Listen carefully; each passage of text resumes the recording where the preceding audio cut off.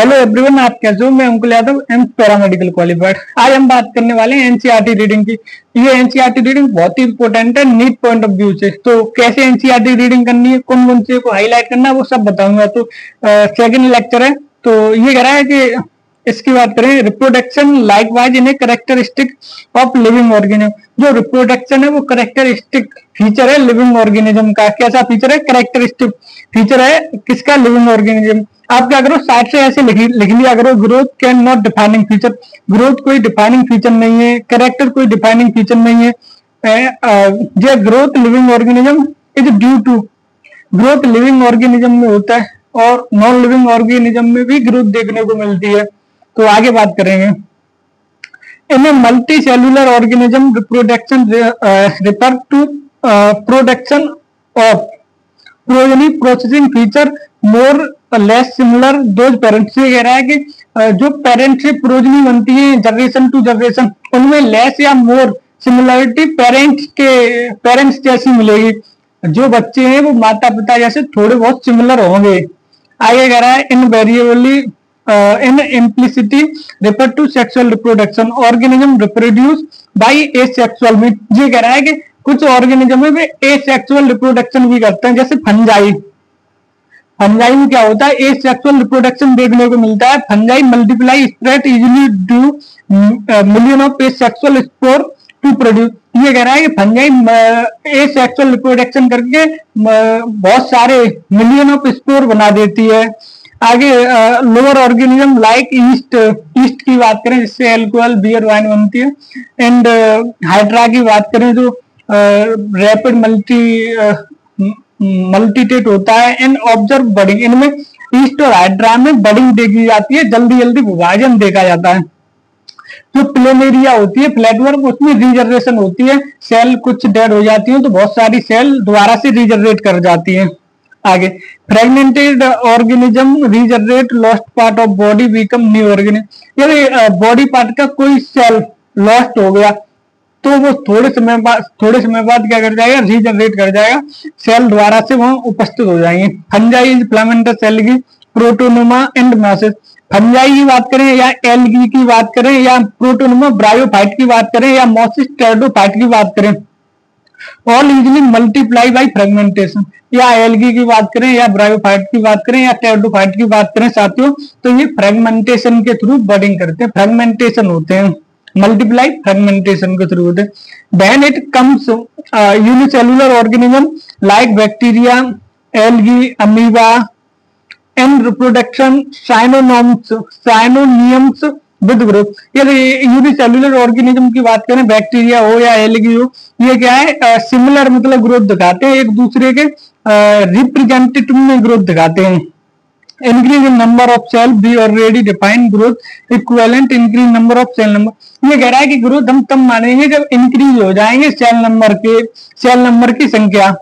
Hence notice that single cell organism be are not very clear about use to term growth और reproduction. Further there many organism which is do not reproduce.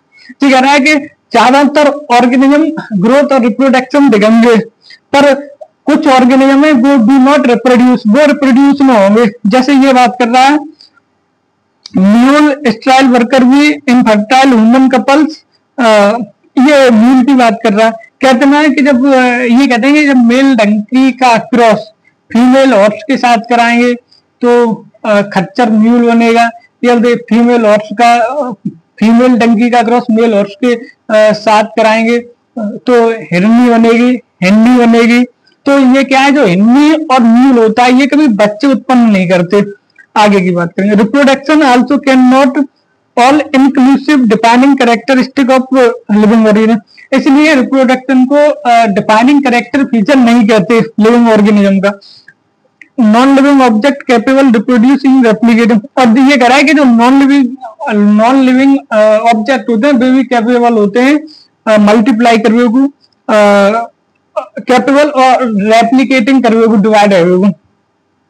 Another characteristic of life. अब बात करेंगे आगे साथियों। ये कह रहा है साथियों all living organism are made of chemical. These chemical small and big, belonging to various classes, size, function, and constantly being made, and various classes change into some other biomolecule conversion of chemical reaction in metabolic reaction. दिख रहा है another correct feature of बात करें metabolism की, metabolism होता है उपापचय या मतलब जीने की क्रिया। तो जितने लिविंग ऑर्गेनिज्म है इस प्रक्रिया को शो करते हैं। ऑल लिविंग ऑर्गेनिज्म जो स्मॉल है या बिग है या कोई साइज या किसी से मतलब कॉन्स्टेंटली बीइंग मेड। आगे कर रहा है कि conversation of chemical reaction metabolic reaction, जो केमिकल रिएक्शन है उन्हें हम साथियों कहते हैं metabolic reaction. There thousand of metabolic reaction occurring simultaneously inside of living organism. और ये कह रहा है 1000 से ज्यादा केमिकल रिएक्शन या मेटाबॉलिक रिएक्शन हमारे शरीर के अंदर चल रही है इनसाइड लिविंग ऑर्गेनिज्म।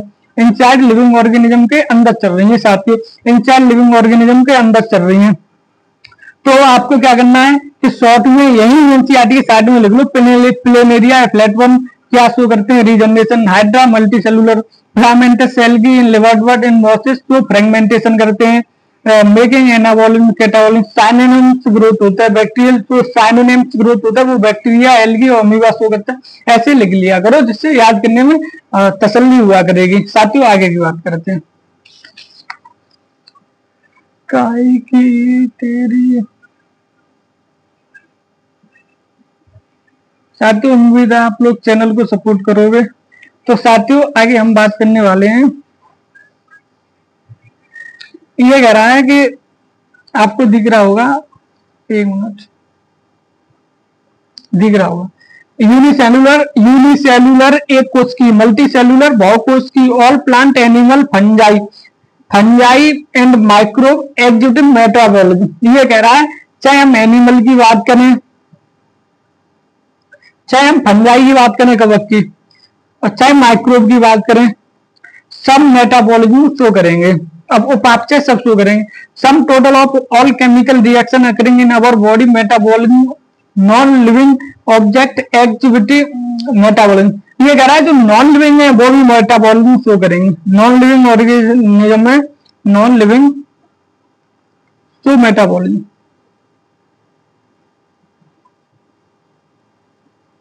जो नॉन लिविंग है वो शो करेंगे का metabolism. Metabolic reaction can be demonstrated outside the body cell-free system. An isolated metabolic reaction outside the body organism perform test may be neither living non-living and hence while metabolism is defining feature. जो metabolism है उसे defining feature है। Metabolism कैसा feature है? Defining.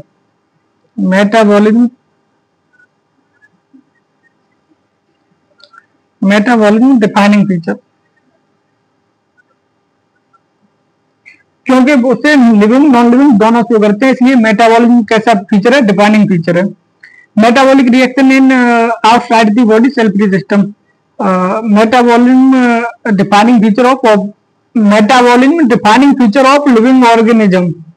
Without exception isolated metabolic reaction in vitro are not living and surely living reaction and cellular organization body of defining feature life form। जो body metabolism में जो cellular organisation है वो भी defining feature है। तो environment stimuli physical and chemical biological होता है, और जो नॉन लिविंग है वो एक्टिविटी मेटाबॉलिज्म करते हैं, तब जो मेटाबॉलिज्म डिफाइनिंग फीचर है। इन विट्रो का मतलब होता है outside the body, in vitro का मतलब होता है साथियों outside the body.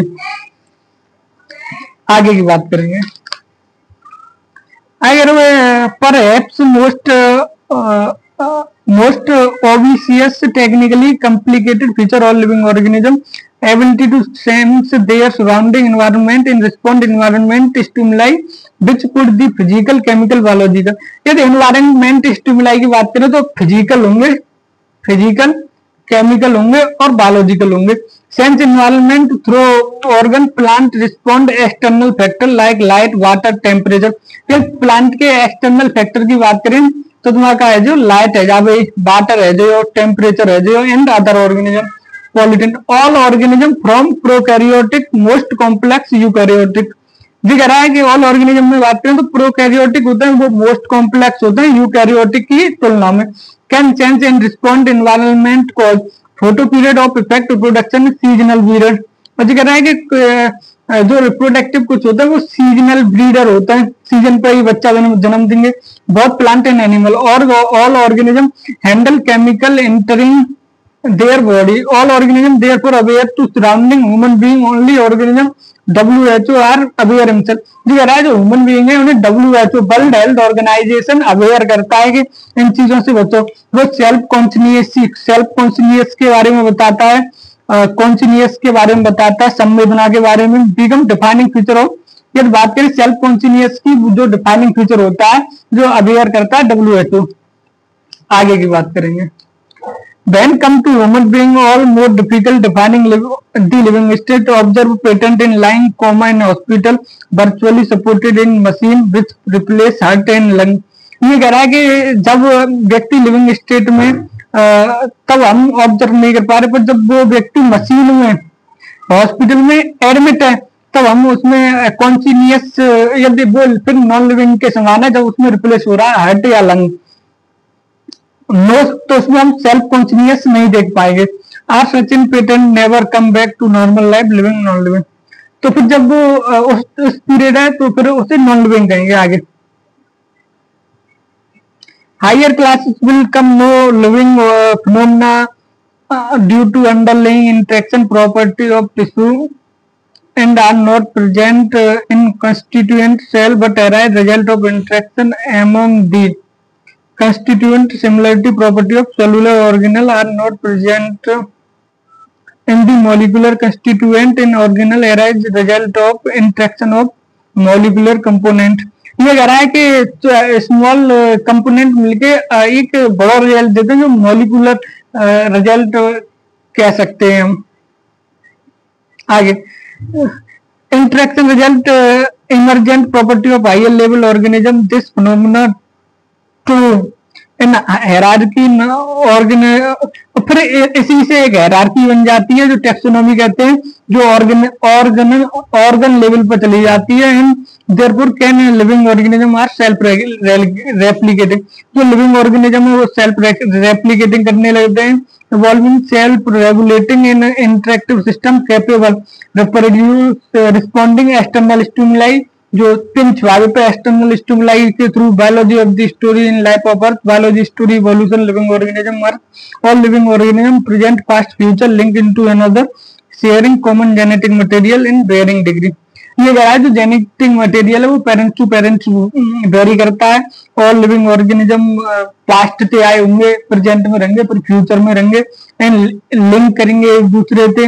And external stimuli का मतलब यहाँ पिंच हुआ दी ये। तो साथियों आज हमने एनसीईआरटी के 2 पेज की रीडिंग की, पेज नंबर 5। कल हम पेज नंबर 6 की रीडिंग करेंगे और 7 की। परसों चैप्टर को खत्म कर देंगे। वीडियो अच्छी लगी हो तो चैनल को सब्सक्राइब करें, लाइक शेयर करें, कमेंट करके फीडबैक जरूर शेयर करें। धन्यवाद।